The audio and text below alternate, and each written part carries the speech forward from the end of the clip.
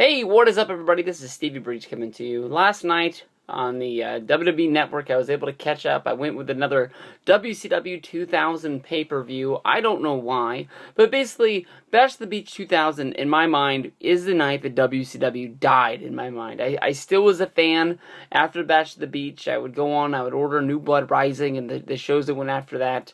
I don't remember if I ordered the last pay-per-view that was a week before they closed WCW or not, if I just waited to get it on a tape through the black market, but you know, WCW to me was always good wrestling. The storylines near the end were kind of dull, but you just sort of got used to ordering the pay-per-views in and out, and I got this one. I remember it. I remember the day. I remember just having this sinking feeling during the show that I was like, this is the dumbest shit that I've ever seen. On this show involves one of the biggest angles that Vince Russo, Hulk Hogan, and the WCW ever did. And basically, it's debated to this day if it was real, if it was fake. I'm going to take this small little minute to plug my buddy. Luke Cara made a video on the Bret the Hitman Hart. If you believe if the screw job in Montreal was a work or not. Go over, check out my buddy Luke Cara. He made a good video.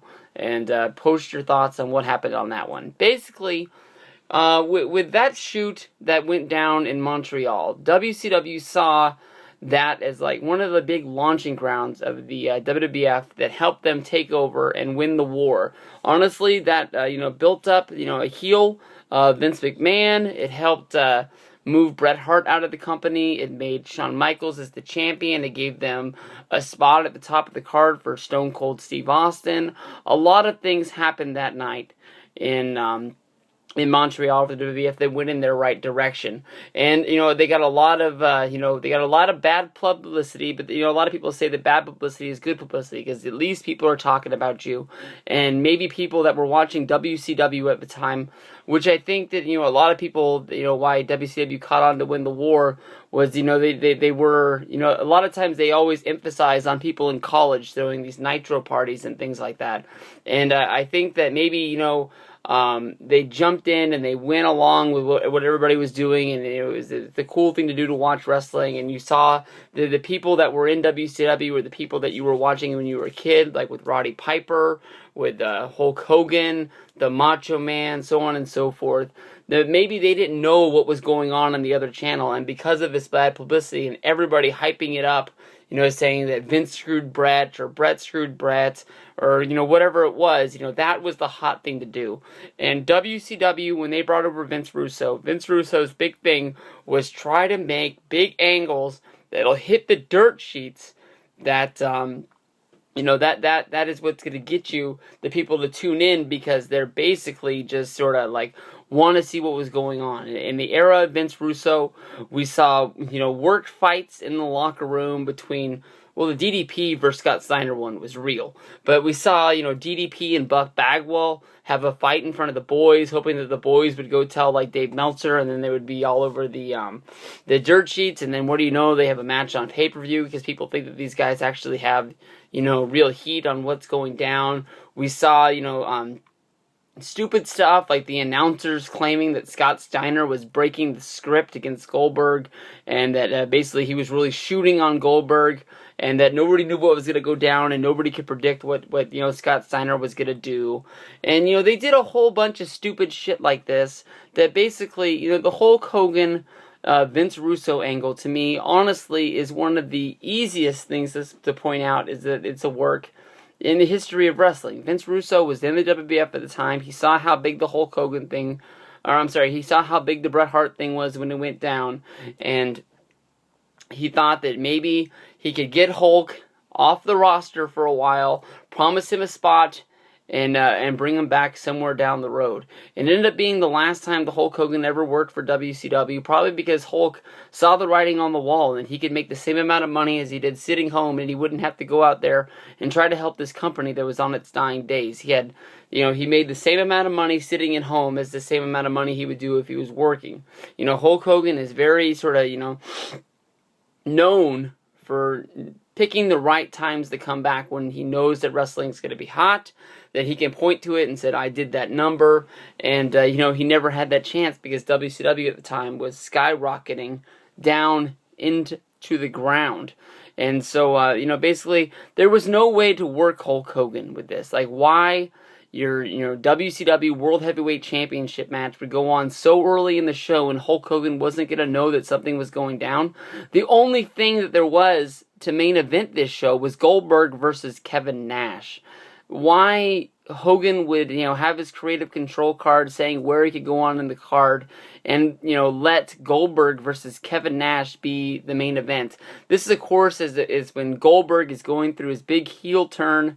He's going up against Kevin Nash in the big, I don't know if it's really a rematch. It's the start of their feud, I guess you can say, even though they had fought at Starrcade before. Basically, Goldberg was the guy who took out Kevin Nash and made him lose his title at the pay-per-view before. And, of course, the big controversy was that if Goldberg beat Kevin Nash, he got to tear up Scott Hall's WCW contract, and Scott Hall would be fired and never be able to work there again. Of course, Scott hadn't worked in WCW since they sent him home after Super Brawl in February.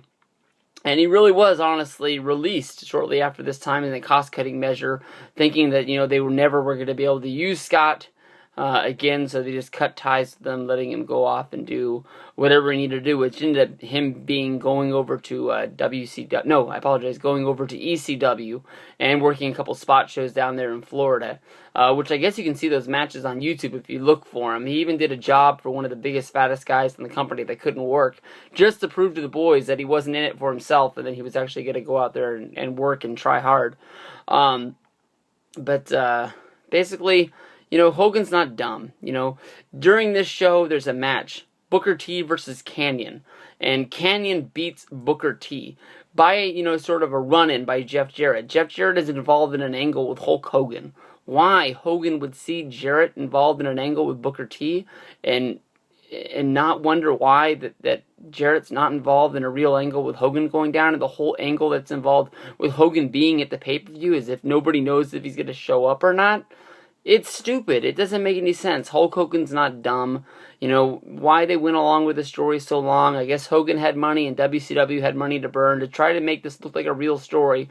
They really honestly did sue each other over this situation. Hogan saying that Russo went too far and, did the defamation of character, and basically nothing ever came of it. WCW and some lawyers, WCW wasted some money, some lawyers made some money, and nothing really went down. When you look at this show, honestly, nothing's really spectacular. You just honestly see the day that WCW dies in my eyes. Hollywood Hogan had the whole stare down with Jeff Jarrett, where Jeff Jarrett walked into the ring, laid down in the middle of the ring, Hogan pinned him, leaving WCW and never to return. And in the main event that Russo booked on the fly during this show, I did it for the Booker T's, I did it for the Jarretts, all the animals. Basically, Booker T came out and wrestled Jeff Jarrett for the new WCW World Heavyweight Championship, and Booker T got the win with the bookend over Jeff Jarrett. Pretty much a surprise since Jarrett was the chosen one, and Jarrett was the WCW champion coming into the show, but Booker T was the future of WCW. Nobody saw it coming, and they were hoping that this was going to change WCW. Honestly, WCW from here on out with Booker T as a champion looked like they were less than they were before. Straight up minor league wrestling. That just basically the only people that were involved was the people who WWE didn't want anymore. Booker T ended up going there, becoming a big star, a Hall of Famer, but at this point, he did not need to be a World Heavyweight Champion. Next review is going to be the New Blood Rising 2000. There's 2 good matches. I'll tell you that much. Peace out.